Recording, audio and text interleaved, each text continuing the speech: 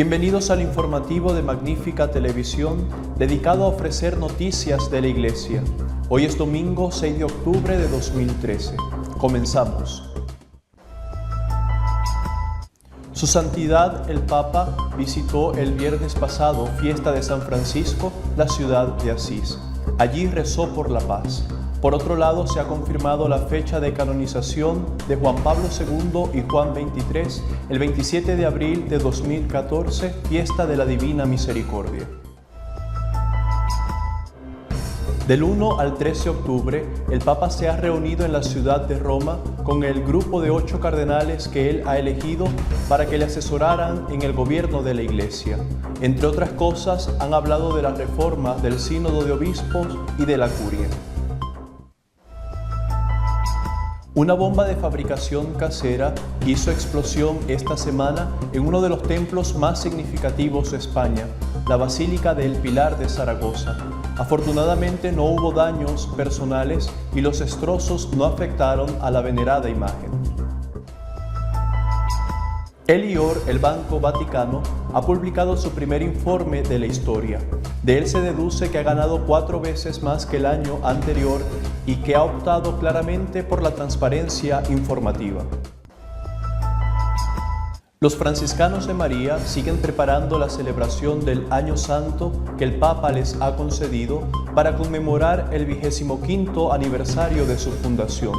Poco a poco se van conociendo el nombre de los templos donde se ganará la indulgencia plenaria. El Papa Francisco ha visitado la ciudad de San Francisco, Asís. Lo ha hecho en la fiesta del Santo y desde allí ha enviado un mensaje al mundo pidiendo un esfuerzo por la paz. El Santo Padre visitó el viernes la localidad italiana de Asís, ciudad en donde nació San Francisco, fundador de la Orden Franciscana. Durante la homilía que ha predicado en la misa, el Papa ha asegurado que el camino del Santo de Asís hacia Cristo comienza con la mirada de Jesús en la cruz. Francisco ha dicho que el crucifijo nos habla de amor, porque Él es el amor de Dios encarnado, y el amor no muere, más aún, vence el mal y la muerte. También ha advertido que la paz de San Francisco no es un sentimiento almibarado. Por favor, ese San Francisco no existe, y ni siquiera es una especie de armonía panteísta con las energías del cosmos. El Papa ha manifestado que quien sigue a Cristo recibe la verdadera paz, aquella que solo Él y no el mundo nos puede dar, a la vez que ha advertido que muchos asocian a San Francisco con la paz, pero pocos profundizan. Dicha paz, ha dicho Francisco, es la de Cristo, y la encuentra el que carga con su yugo, es decir, su mandamiento. Amaos los unos a los otros como yo os he amado. Y este yugo no se puede llevar con arrogancia, con presunción, con soberbia, sino solo con mansedumbre y humildad de corazón. Por otro lado, también esta semana se ha sabido la fecha en que serán canonizados los papas beatos Juan XXIII y Juan Pablo II. El Papa Francisco decretó que fuera el 27 de abril, fiesta de la Divina Misericordia, una fecha muy querida por el Papa polaco y aniversario de su fallecimiento. El Papa se ha reunido esta semana en Roma con el Consejo de Cardenales elegido por él para que le ayuden en el gobierno de la Iglesia asesorándole. Entre otras cosas, han hablado de la reforma de la Curia romana y de la reforma del Sínodo de Obispos. La reunión, salvo el primer día, se ha celebrado en la Casa de Santa Marta, del 1 al 3 de octubre. Por la mañana trabajaban de 9 a 12:30 y por la tarde de 4 a 7. El Papa ha estado con ellos casi todo el tiempo. Su Santidad ha querido dar carácter institucional a este consejo mediante un quirógrafo, en el que deja claro que se trata de un órgano consultivo, formado por personas elegidas por él y que no representan oficialmente a ningún continente. El propio Papa abrió el debate, planteando los temas a tratar, entre los cuales situó de forma predominante la situación de la familia, incluida la cuestión de los divorciados vueltos a casar. Uno de los temas que se han tratado ha sido el de la reforma del funcionamiento del Sínodo de los Obispos, que se debe convocar en breve y aún no se sabe ni cómo debe funcionar ni el tema a debatir. El portavoz vaticano, padre Lombardi, precisó que el Papa había hecho referencia a la familia a la luz del Evangelio. El Santo Padre ha dicho también que temas de relieve como la pastoral familiar y matrimonial estarán al orden del día de la actividad de la Iglesia en los próximos tiempos. El miércoles, en la reunión del Consejo de Cardenales, se debatió sobre todo la reforma de la curia en sus varios aspectos, la función de la Secretaría de Estado, la relación de los dicasterios entre sí y con el Santo Padre. No se va a hacer una mera reforma de la Constitución Pastor Bonus, por la que se rige ahora, sino un cambio profundo, según indicó el padre Lombardi. Un argumento muy importante ha sido el de la naturaleza y funciones de la Secretaría de Estado, que debe ser la Secretaría del Papa. La palabra de Estado no debe dar lugar a equívocos. Este organismo está al servicio del Papa en su gobierno de la Iglesia Universal. La reunión del Consejo es muy útil en este momento, en vista de las orientaciones que el Santo Padre dará al nuevo secretario de Estado, que tomará posesión de su cargo dentro de muy poco, el 15 de octubre, dijo el portavoz. Atención notable, ha merecido por parte de los miembros del Consejo la cuestión de los laicos, ya que los prelados han recogido muchas sugerencias y peticiones sobre este tema en sus respectivas zonas de procedencia. A la hora de tratar la reforma de la curia y sus instituciones, se está pensando también, ha añadido Lombardi, en dar mayor atención específica a los temas relativos a los laicos. Ahora hay un pontificio consejo para los laicos, pero se puede potenciar esta realidad. El Pilar de Zaragoza, la basílica más querida por el conjunto de los españoles, pues allí se venera la imagen de la Virgen María que se le apareció al apóstol Santiago, ha sido objeto de un atentado esta semana. El artefacto explosivo detonó el miércoles casi a las 2 de la tarde en la zona central de la Basílica del Pilar de Zaragoza, sin causar heridos ni daños personales salvo una mujer que ha sufrido una lesión leve en un tímpano. En el momento de la explosión, la basílica se encontraba abierta al público. La defragación provocó daños en los bancos y una gran nube de humo y polvo. El modus operandi de este suceso coincide con el patrón de actuación de crepúsculos extremistas de izquierda. El templo permaneció cerrado hasta el jueves. La explosión fue provocada por un pequeño artefacto explosivo que estaba colocado en el pasillo central de la nave del altar mayor, bajo el órgano de la basílica, según confirmaron fuentes policiales. El artefacto es casero y hecho con una bombona de camping gas, según dichas fuentes. La policía sigue adelante con la inspección de los daños y de los que ha encontrado, sobre todo pólvora. El suelo está también ennegrecido de esta zona y se aprecian daños de bastante consideración en los bancos y en la parte de atrás de dicho altar. Recientemente, en febrero de este año, se produjo otra explosión de un artefacto en la Catedral de la Almudena en Madrid, que fue reivindicado por un grupo anarquista, que al reivindicar el atentado dijeron que querían dar caña a la monarquía borbónica en sus lugares sagrados. El Instituto de Obras de Religión, IOR, llamado comúnmente Banco del Vaticano, ha publicado esta semana y por primera vez en su historia su informe anual, correspondiente al ejercicio del año 2012.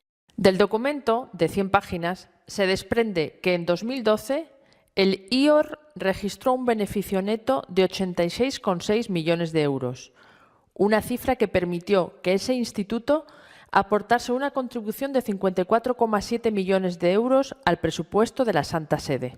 El informe, de por sí, no constituye una novedad. La noticia es su publicación, que responde al compromiso de transparencia de las actividades del Instituto, según afirmó en una entrevista publicada en Radio Vaticana el presidente del IOR, Ernest von Freyberg. Von Freyberg explica que es el primer informe anual publicado en los 125 años de historia del IOR y contiene una descripción del trabajo de esa institución, un resumen de 2012 y de los primeros 8 meses de 2013, las declaraciones de los superintendentes de vigilancia, de la Comisión de Cardenales y del prelado del IOR, además de más de 60 páginas de las declaraciones financieras detalladas con una auditoría completa de la Sociedad de Certificación Internacional KPMG. Abordando la cuestión de las auditorías externas que se han tenido en cuenta para la preparación del documento, von Freyberg reitera que las cuentas del IOR se han revisado desde hace mucho por sociedades de auditorías internacionales de renombre, como la KPMG en 2013, e insiste en que este hecho no es extraño para el Instituto. La novedad es la publicación. No lo es la actividad del banco, sus clientes ni su misión. Lo nuevo son los detalles. Lo más sorprendente, añade, es el hecho de que no sea sorprendente. Se trata de una institución financiera administrada de forma bastante conservadora, que protege las acciones e invierte en un sector muy conservador como la deuda pública y los depósitos bancarios. Y es una institución altamente capitalizada. A finales del año pasado, nuestro patrimonio neto fue del 15%, muy superior al de las instituciones financieras comparables. Los franciscanos de María están preparando en todas las diócesis donde se encuentran la celebración del año jubilar que se les ha concedido en el 25º aniversario de su fundación y que comenzará el próximo 15 de octubre. Si la semana pasada informamos ya de los nombres de algunas de las diócesis, parroquias y horarios en que se inaugurará el Año Santo y se ganará la indulgencia, seguimos dando noticias sobre otras diócesis del mundo donde se podrá recibir el don de la indulgencia plenaria. En la diócesis de Engativá, Colombia, la misa para ganar la indulgencia se celebrará en la parroquia de San Agustín de la localidad de Suba a las 18 horas. En Quito, Ecuador, será en la parroquia de San Gabriel a las 8 de la tarde. En la diócesis de Pelplin, Polonia, será en la localidad de Novacerki a las 5 de la tarde. En Pereira, Colombia, la Santa Misa de inauguración será, siempre el día 15, a las 7 de la tarde en la capilla del Inmaculado Corazón de María.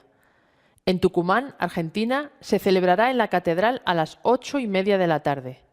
En Maracay, Venezuela, será en la capilla de María, Madre de la Iglesia, a las 6 de la tarde. En Tegucigalpa, Honduras, será en la catedral a las 5 de la tarde. En México, Distrito Federal, la Santa Misa de inauguración del Año Santo será en la parroquia del Purísimo Corazón de María a las 7 de la tarde. En Santo Domingo, República Dominicana, en la parroquia de Nuestra Señora del Carmen a las 5 de la tarde. En Santa Cruz de la Sierra, Bolivia, será en la catedral a las 7:30 de la tarde y estará presidida por el arzobispo Monseñor Gualberti. En la diócesis de Piura, Perú, la misa de indulgencia será en la parroquia de San Francisco, a las 6:20 de la tarde. En Durán, Ecuador, será en la parroquia de los Pastorcitos de Fátima, a las 7 de la tarde. En Santa Fe, Argentina, será en la parroquia de San Antonio, a las 7 de la tarde. En Lima, Perú, será en la parroquia de Nuestra Señora de Gracia, a las 6 de la tarde.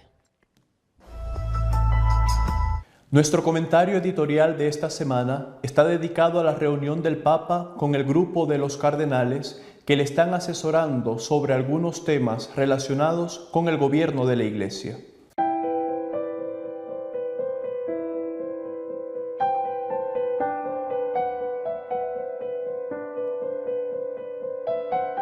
Esta semana el Papa Francisco se ha reunido con un grupo de cardenales seleccionados por él, elegidos por él, entre los cardenales que existen, aquellos que él ha considerado de su mayor confianza, para que le asesoren en el gobierno de la Iglesia. Este grupo ya se conoce como el C8, parangonándolo con el famoso G8 de los países más ricos del mundo, o también como el Consejo de la Corona, en el sentido de que es aquellos que están aconsejando al Papa en el gobierno de la Iglesia. Lo primero que hay que decir es que no se trata de ninguna innovación que vaya en el sentido de una cierta democratización de la Iglesia, es decir, hacer que el Papa deje de ser el Papa y se convierta en uno más, y que la Iglesia vaya a ser gobernada colegialmente mediante la votación y por lo tanto el resultado mayoritario de la opinión de un grupo, en este caso de 8 más 1, de los 8 cardenales y el Santo Padre. No se trata de eso, se trata simplemente de un órgano consultivo. Están representados allí los 5 continentes, es un órgano de asesoramiento como existen en todas las diócesis del mundo y en general en prácticamente todas las grandes empresas. El Papa es el que tiene la responsabilidad, el que tiene la última palabra, pero para el buen gobierno de la Iglesia quiere escuchar, y esto es algo realmente muy positivo. Además, no es el único consejo que tiene el Papa. Su consejo natural, el primero, es el formado por la propia Curia Vaticana. La Curia Romana es aquella que le aconseja al Papa sobre el gobierno de la Iglesia, que colabora con el Papa en el gobierno de la Iglesia. Por lo tanto, no estamos ante algo que haya que alarmarse como si la Iglesia estuviera entrando en una vía democrática según la cual se vota y en función de la mayoría se decide qué es bueno y qué es malo o qué es la verdad y qué es la mentira. El Papa simplemente, para gobernar mejor la Iglesia, ha querido llamar a un grupo de amigos suyos que representan a los 8 continentes, a los 5 continentes, el C8, ¿verdad?, el Consejo de la Corona, para que le den opiniones y después él responsablemente hará lo que él considere que tiene que hacer. Así además ha quedado bien claro en el quirógrafo que el propio Papa ha escrito institucionalizando este Consejo.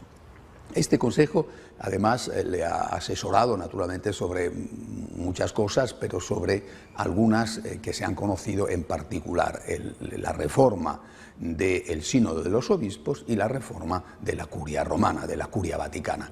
Con respecto al Sínodo, yo he tenido el honor, el privilegio, la responsabilidad de informar de prácticamente los últimos sínodos de los obispos desde hace ya muchos años, y desde el primer momento escuché a obispos de distintas tendencias decir que el sínodo, que era nace como fruto del Concilio Vaticano II, del deseo de mayor colegialidad en la Iglesia, sin que eso suponga la merma de la autoridad y de la capacidad decisoria del Papa, la última palabra definitiva la tiene el Papa.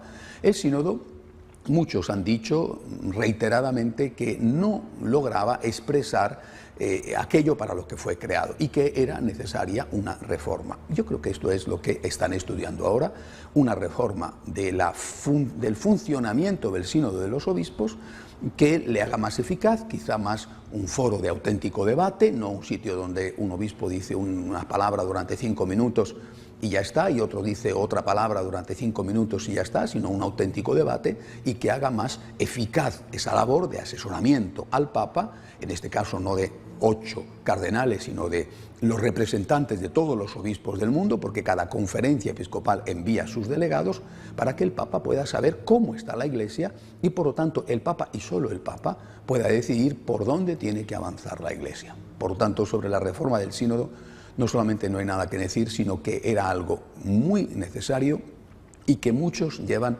años reclamando. Confiemos, estoy seguro además, de que el Espíritu Santo le ayudará al Santo Padre Francisco para acertar la mejor manera para que el sínodo sea funcional. Quizá dentro de 20 años o 30 años haya que hacer una nueva reforma, eso es lo normal. Y también hay que tomarse con normalidad la reforma de la propia curia. En estos meses, sobre todo a raíz del escándalo del Vatilix, se han oído cosas horribles sobre la Curia Vaticana, que era un nido de gays, corruptos, masones. Se ha dicho que era un lugar donde los ambiciosos carreristas llegaban para intentar trepar en los mejores puestos de la Iglesia. Se ha dicho que la Curia Romana no era más que un instrumento de poder, de control, de sujeción para mantener subyugadas a las diócesis. Se han dicho cosas tan horribles y tan falsas.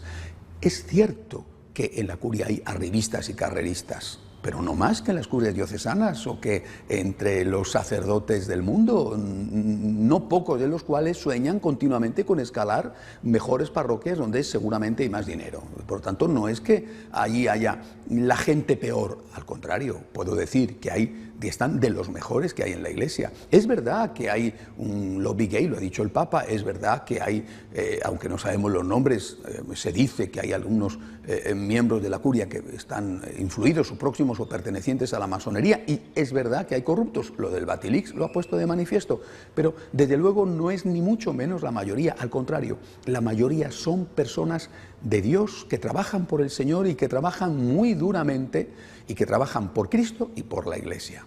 Y esto hay que insistir en ello, es decir, la curia, el grupo que gobierna con el Papa, bajo el Papa, que asesora al Papa en el gobierno de la Iglesia, que son los dicasterios, los ministros del Papa, ese grupo no está para someter a las diócesis a ningún tipo de tiranía romana. ¿Cuántas veces en la curia vaticana tienen que afrontar problemas difíciles que tenían que haber sido afrontados antes por los obispos diocesanos o por los superiores generales de las congregaciones y que por falta de responsabilidad o por inexperiencia o por lo que sea, No se ha hecho y termina por llegar el problema como una patata caliente a Roma para que en Roma lo resuelvan. No es justo decir de ningún modo que la curia romana sea ni un nido de corruptos o de arribistas, ni un instrumento para mantener a las diócesis sojuzgadas con una especie de bota dura que está en el cuello de los obispos diocesanos. La reforma de la curia tiene que hacerse del mismo modo que Juan Pablo II en el año 1988, con la Pastor Bonus, que es la constitución que da lugar a la actual curia, pues del mismo modo que Juan Pablo II reformó la curia, tiene que hacerse ahora. Han pasado 25 años, el mundo ha cambiado, hay problemas nuevos, no solamente problemas nuevos ligados al pecado de algunas personas, sino problemas nuevos ligados a una mayor globalización del mundo que hace necesaria una reforma de la curia. Creo que hay que ver las cosas con esta actitud de normalidad. De lo contrario empezamos a crearnos fantasmas y a pensar que el Papa está extraviando a la Iglesia o que está cediendo en sus competencias como sumo pontífice. Ni una cosa ni otra. El Papa le gusta escuchar, bendito sea Dios. El Papa acoge opiniones, bendito sea Dios, y después el Papa decide qué es lo que ha hecho hasta ahora en estos meses, y lo hemos visto además, y es lo que va a seguir haciendo. Y nosotros, sinceramente, creo que lo que tenemos que hacer es plantearnos lo que está pasando en la Iglesia, esa reforma que el Papa Francisco quiere llevar a cabo. Por eso eligió el nombre de Francisco. Es a San Francisco de Asís, al cual el Señor le dice, repara mi casa, que como ves amenaza ruina. Señores, que la ruina era evidente en la época de San Francisco y también hoy es necesaria la reforma de la Iglesia, empezando por la reforma de los corazones, es decir, por la conversión personal. El Papa Francisco está intentando hacerlo y lo que nosotros tenemos que hacer es confiar en el Espíritu Santo, que fue el que le puso. Si no perdemos de vista el sentido profundo de quién gobierna la Iglesia, es el Espíritu Santo. Y lo segundo que tenemos que hacer es rezar por Él. Él lo pidió desde el primer instante, lo pide continuamente. Tenemos que rezar por Él. Algunos están criticándole, otros quizá están aplaudiéndole, pero no sé cuánto unos y otros están rezando por Él, rezar por la Iglesia y confiar en que el Espíritu Santo jamás, nunca ha dejado, ni va a dejar de su mano a la Iglesia. Hasta la semana que viene, si Dios quiere. Por último, un resumen de otras noticias que han tenido lugar en la Iglesia durante esta semana. El Papa Francisco visitó a las hermanas pobres de Santa Clara que viven en el mismo lugar en el que la Santa de Asís fundó la orden. El Papa recordó que las religiosas de clausura deben caracterizarse por su alegría y su humanidad. Cuando va per la strada della contemplazione di Gesù Cristo, della preghiera, della penitenza con Gesù Cristo, diventa grandemente umana. Le suore di chiusura sono chiamate a avere grande umanità. Una umanità come quella della Madre Chiesa. E qual è il segno di una suora così umana? La gioia. La gioia. Quando c'è gioia. A me dà tristezza quando trovo suore che non sono gioiose, forse sorridono, ma col sorriso di un assistente di volo, no? Ma no con il sorriso della gioia, di quella che viene di dentro. El Papa estaba delante del crucifijo de San Damián que habló a San Francisco de Asís y le pidió que reconstruyera su iglesia. En ese lugar tan simbólico, Francisco pidió a las religiosas que cuiden la vida en comunidad. Perdonate, sopportatevi, perché la vita di comunità non è facile. Il diavolo approfitta tutto per dividere. Dice, ma io non voglio parlare male, ma... E sì, incominciano la divisione. No, questo non va perché non porta a niente, alla divisione. No? Curare l'amicizia fra voi, la vita di famiglia, l'amore fra voi. Che il monastero non sia un purgatorio, ¿no? que sia una familia. Al concluir el encuentro, el Papa saludó primero a las hermanas más enfermas del convento y después escuchó con atención a cada una de las religiosas que le abrazaron con emoción.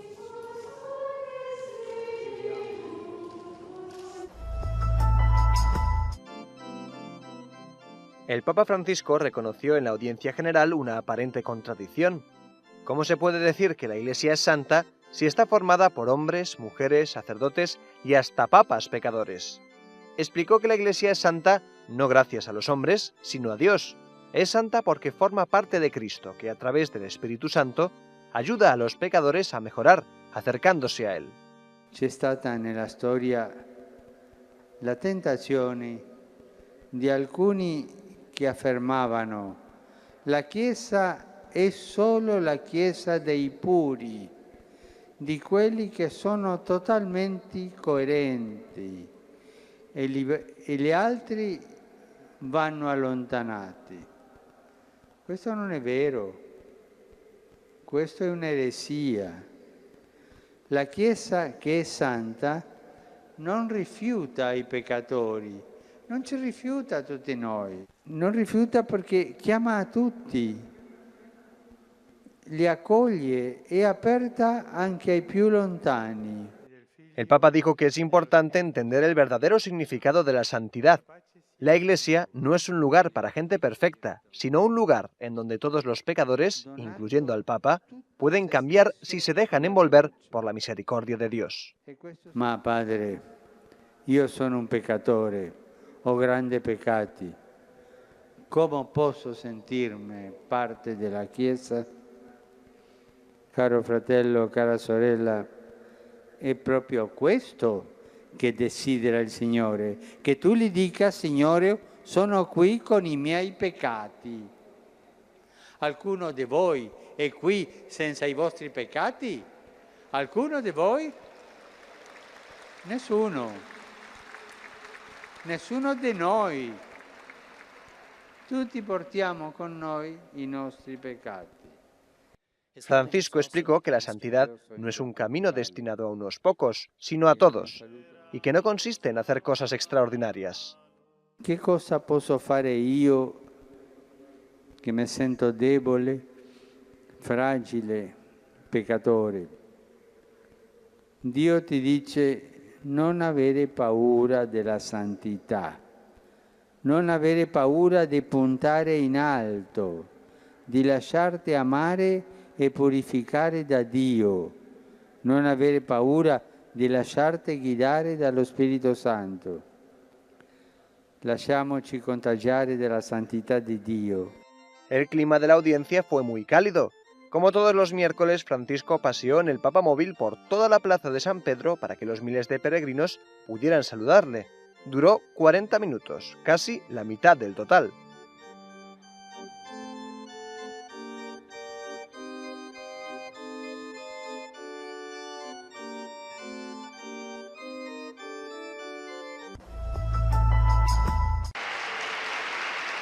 Los médicos católicos han recibido una misión muy clara de parte del Papa Francisco: ser testigos y difusores de la cultura de la vida. Se lo pidió durante el reciente encuentro con asociaciones médicas católicas. Ninguna vida es más valiosa que otra.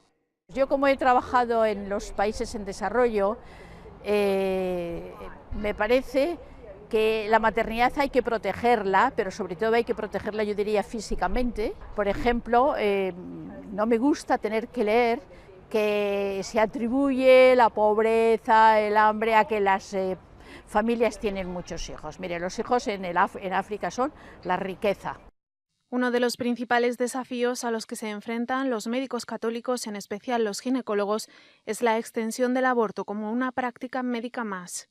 Vivimos en una sociedad autonomista que se arroga, es decir, el dominio del cuerpo.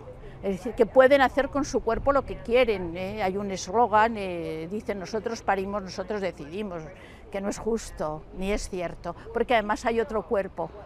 En su discurso el Papa también les pidió que no sean parte de la cultura del descarte. A diario estos médicos afrontan situaciones que demuestran la existencia de esta cultura. Otro de los conflictos es que vivimos en una sociedad que es intolerante a cualquier tipo de minusvalía. Entonces se cree con el derecho a eliminar y a veces, con harto dolor nuestro, a fetos con malformaciones. Podrían tener una cirugía plástica, sobre todo si son malformaciones externas, pero que existe un rechazo por parte de los padres. Estos expertos se han reunido durante 5 días en Roma para intentar que el respeto por la vida y la profesión médica vuelvan a ir siempre unidos de la mano.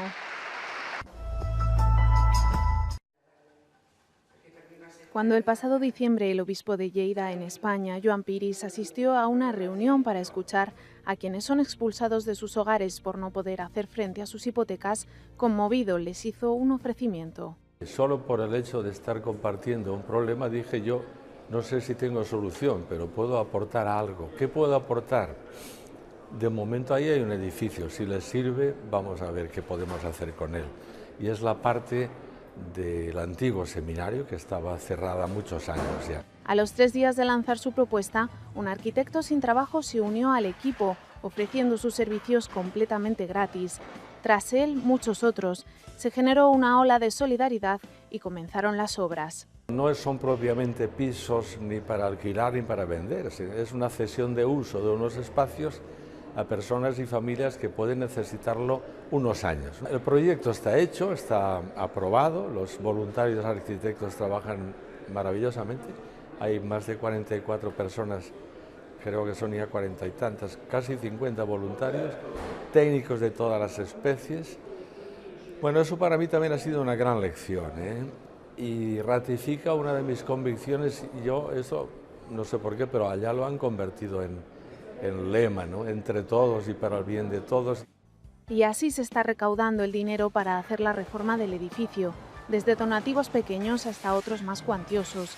Este proyecto del Obispado de Lleida sintoniza con el deseo del Papa de que los edificios vacíos de la Iglesia se destinen a quienes más lo necesitan. Por eso Monseñor Piris presentó la iniciativa a Francisco, quien elogió su idea. Las obras se desarrollan sin prisa pero sin pausa. El resultado de esta cesión del Obispado de Lleida serán 20 apartamentos para ofrecer un techo a las familias que no tengan dónde ir. Si desean estar al día de lo que va sucediendo en nuestra iglesia, pueden hacerlo a través de nuestra página web de noticias y apologética católicosonline.org. Hasta la semana que viene, si Dios quiere.